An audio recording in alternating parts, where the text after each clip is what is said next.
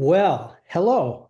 I'm Paul Orselli, President and Chief Instigator of Paul Orselli Workshop, calling in from Long Island, although our conversationalists this afternoon, they're from the West Coast and the Midwest. We've got the entire North American continent covered. I'd like to welcome Beverly Serrell and Katherine Whitney. How are you both doing? Good. Very well, thank you. And we are here to celebrate the publication of a wonderful new book, the third edition. Do you have it there? Do you both have the book? Sure. We can give a little thing. The third edition of Exhibit Labels, the Exhibit Labels book that both Beverly and Katherine have worked on. And so we're going to talk a little bit about the book and a little bit about labels and hear what they have to say about that. So let me start out maybe with you, Beverly, and then Katherine, you can chime in. So whenever I hear that there is a new edition of a book, I immediately think, well, what's changed about museum labels that they needed a third edition now of this already great book? So what do you say, Beverly? What's new and improved, or what prompts a third edition of your book? Well, I'll let Katherine cover that, but I'll cover the other reason, Okay. and that is that the publisher asked for it. This is considered a textbook, and after X number of years, they like to have a fresh copy to use in their classes, and they were considering that the second edition was going to be old enough by the time we got it written that it would be time for a third edition. So we want to support the industry, and we want to support museum studies, and we want to make sure people feel like they have the latest whatever is going on about labels. And certainly there's a lot of things that change, but there's a lot of things that don't change. So well, maybe that's a good thing to pitch over to Katherine. So maybe, Katherine, we could talk about what has been changing with labels, and then maybe we can flip back and have you each talk about what are some of the constants in relation to creating excellent museum labels. Good question. I mean, I'll start with a little bit of what's different in the third edition. I think that Beverly has the tenets of writing exhibit labels have become more and more honed. And I think that there's the foundation of exhibit labels, an interpretive approach is really solid. And in the third edition, we were able to do some things that we really wanted to do, including improve the quality of the photographs. We don't have a lot of control over how things are printed in the book.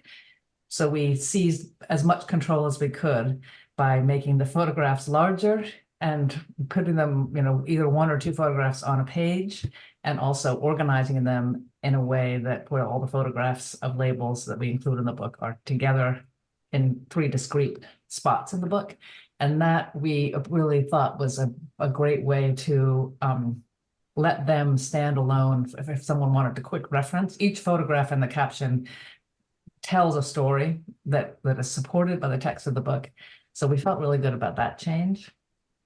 And it also made the book to be a kind of more aesthetically pleasing experience, because the text runs nicely, and the size of the book is a little bit taller, and a little bit wider than the previous edition. So we feel like it's kind of more beautiful. Well, that's one of the most important things, I think, in this edition is that back to those tenets of label writing, Beverly has really wanted to have, she really felt strongly from the very beginning of our work together to have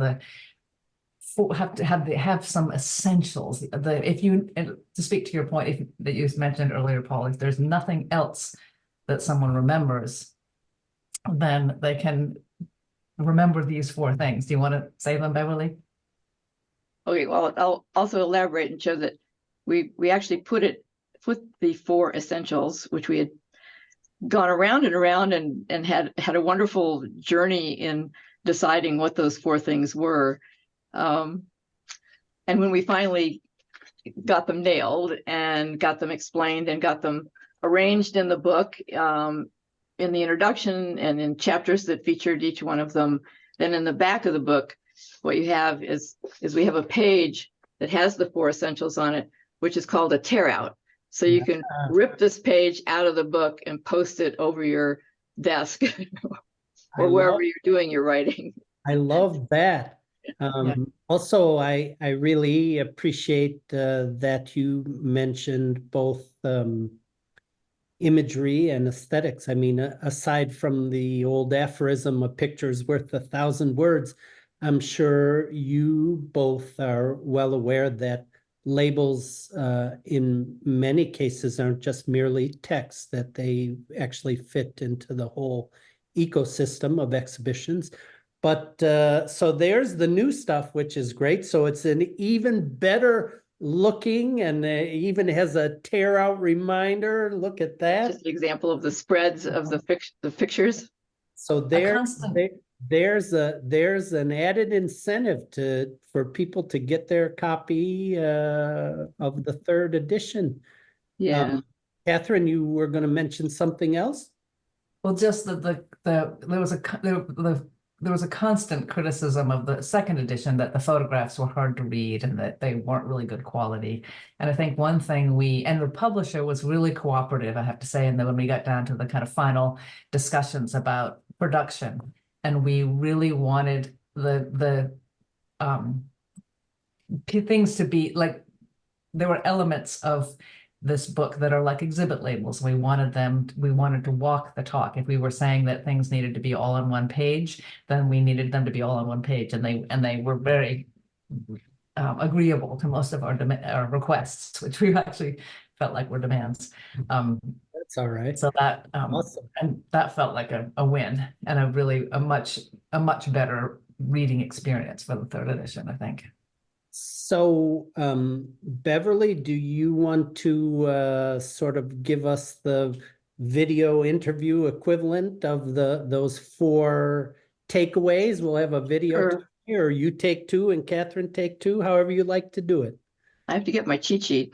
That's all right. I was waiting for you to tell me that it was taped to the top corner of your computer screen, but yeah, well, the first one is no surprise. It's have a big idea. Ooh. And the second one is also no surprise, which is write less. And the third one, which is really, really important, and I think in this edition we've stressed it much more. And as the field has changed and making exhibitions has evolved, it's become much more important, and that's prototyping. So the third essential is to prototype. And the fourth essential was something that sort of crept up and became essential because it's so easy to forget. So the fourth essential is don't forget about orientation, because the things that you do to make exhibits and to make labels work is having good orientation for visitors from the time they read about it in the newspaper to the time they arrive at the museum to the time that they find the exhibition, and then finding their way around, having a feel for how big it is. All these features of orientation are very, very important for having visitors be ready to read. And if they're not ready to read, then it's going to be harder to get them to read. So those are the four. Big idea, write less, prototype, and don't forget about orientation. Awesome. And you kind of touched on orientation. I'm going to put Katherine on the spot and see if she has any tips for getting project partners to be willing to write less, which is often a problem. Yes, I mean, I am a huge fan in my own practice of having a word limit. What's your word limit normally? Or what's your range? Well, the most recent project I worked on is in the Children's Museum and Zoo, and the word limit was actually characters. I can't remember how many characters, but it worked out to be about 35 words. on animal ID labels, and it's great. I mean, you can get a lot of information into a short label, and I think in terms of convincing people, I think it would be a kind of combination of writing shorter and then prototyping and getting that little bit of data back from visitors that the shorter label gets the point across, and you can get all the information that you need with less text. I think there is a convincing piece to it, like convincing the people who want to write more. But I think also we have a lot of data about more short labels get read than longer labels, right, Beverly? Yeah, We have that information. Yeah, prototyping is really key for opening people's eyes to the fact that people just can't, won't, don't pay attention if there's too many words, that it's just a turnoff. Maybe it's interesting as one of your essentials, prototyping, which of course I'm a big fan of, and Of course. the entire exhibition development process from soup to nuts. But we sort of mentioned semi-humorously before we started recording that it's often you hear people say, well, what difference does it make? Nobody reads these labels anyway. But it's interesting what you just said, Beverly, about prototyping, that if you have a long label and you have a shorter version of that label, and people can at least be honest and see for themselves how people utilize the labels or gravitate or take information away. It's an interesting point. I'm wondering, maybe if you could each talk, and maybe Beverly, you could start again. I'm just interested because I am so interested in prototyping. What that actual process for prototyping a label actually involves.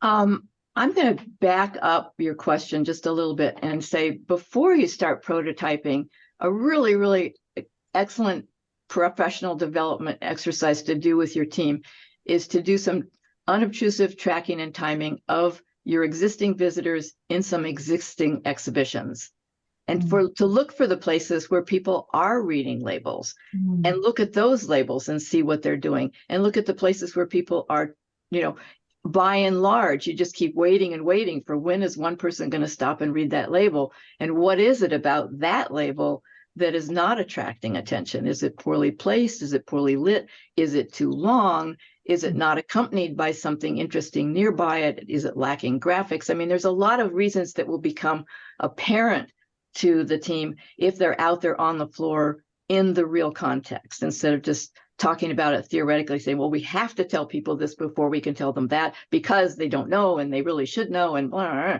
on and on. So getting people out on the floor and actually watching what visitors are doing, and watching them systematically, and watching them as a group of people, not well, that visitor did that and that visitor did that. You can always find the extremes of any set of behaviors, but what's sort of happening in a more general terms about how often does this happen? So then the best way to try things out is to first show them to your colleagues that aren't involved in the writing process. You get your label to where you are happy with it before you take it out on the floor. Don't solve arguments with visitors. So argue among yourselves before you take it. That's usually a fool's errand, isn't it? Trying to solve arguments with visitors on anything with labels. Yeah.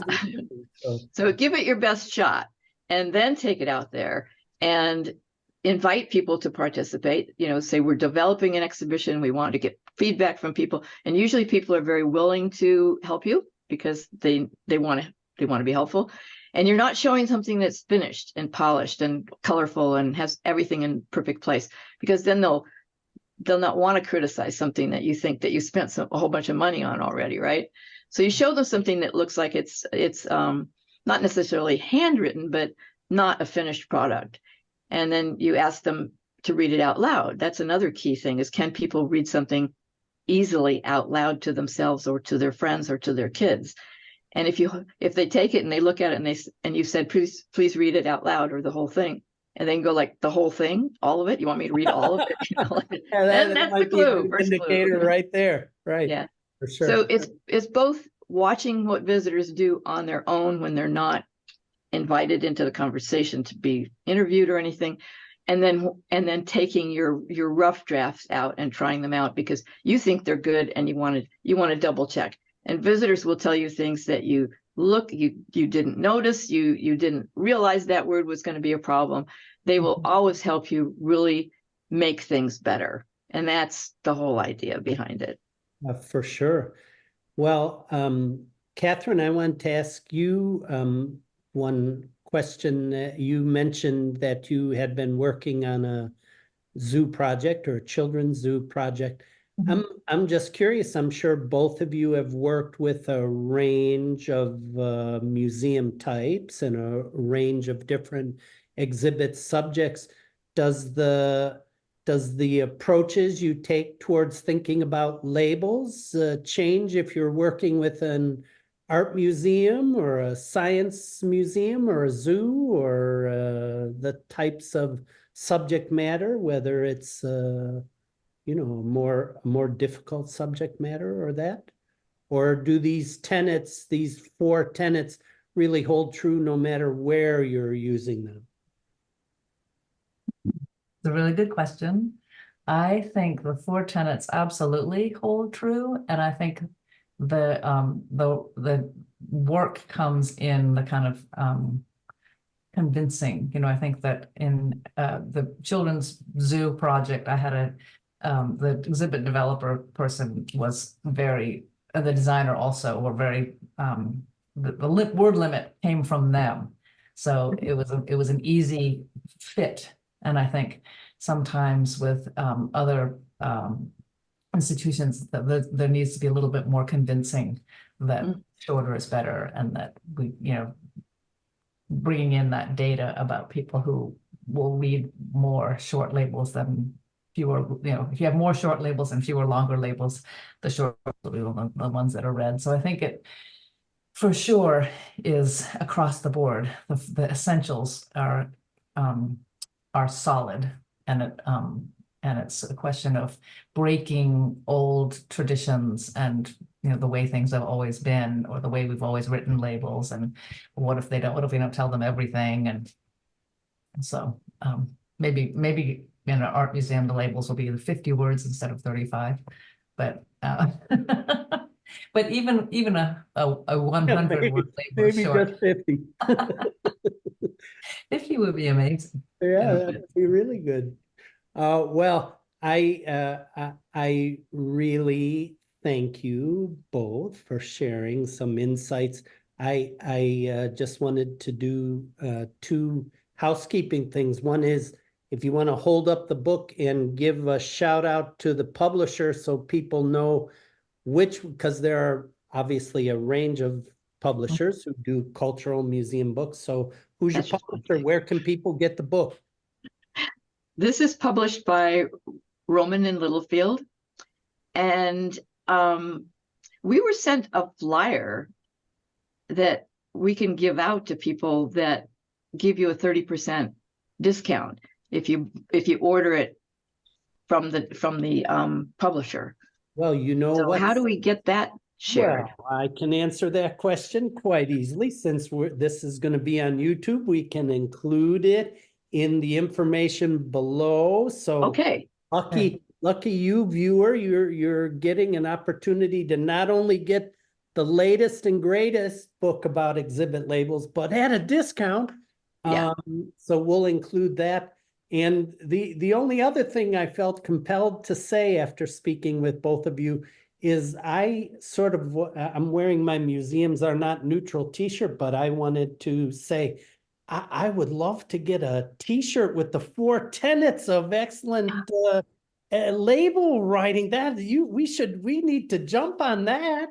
That's true. So, I was thinking that we for our, you know, if we could develop a social media for the book, that we could have pictures of the tear out in different people's offices. That's my fantasy.